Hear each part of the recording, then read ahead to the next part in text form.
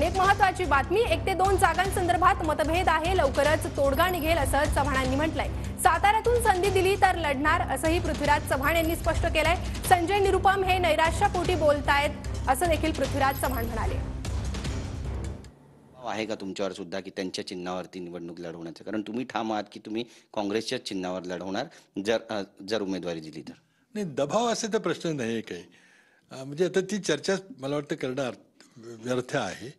मी काँग्रेस पक्षाचा कार्यकर्ता आहे आणि पहिल्यापासून आहे. त्यामुळे आता वेगळा विचार करायचा काही प्रश्नच उरत नाही.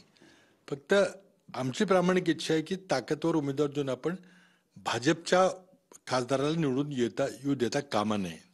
नक्कीच. संजय निरुपम यांनी पक्ष सोडला, यानंतर त्यांचं निष्कासन करण्यात आलं। आज त्यांनी पत्रकार परिषद घेतली आणि बऱ्याच गोष्टी त्यांनी बोलून दाखवलेल्या आहेत। काँग्रेसमध्ये 5 गट झालेले आहेत आणि त्यासोबतच डाव्या विचारसरणीचा जो प्रभाव आहे तो काँग्रेसमध्ये फार जास्त आहे असं सुद्धा ते म्हणतायत। ते त्यांच्या नैराश्यापोटी ते बोलतायत.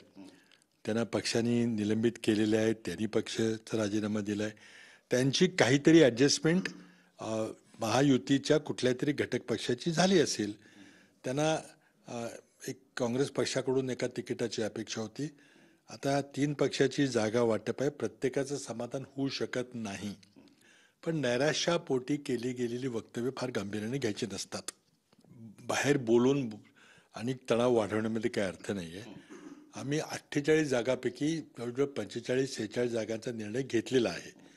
म्हणजे जवळजवळ 94-96% जागा एकमतानं निश्चित झालेल्या आहेत. आता 1-2 जागेबद्दल प्रामाणिक मतभेद आहेत, पण ते मला वाटतं मतभेद रेटून काहीतरी त्याबद्दल निर्णय घेण्याची कार्यकर्त्यांना विश्वासात घेऊन केलं पाहिजे.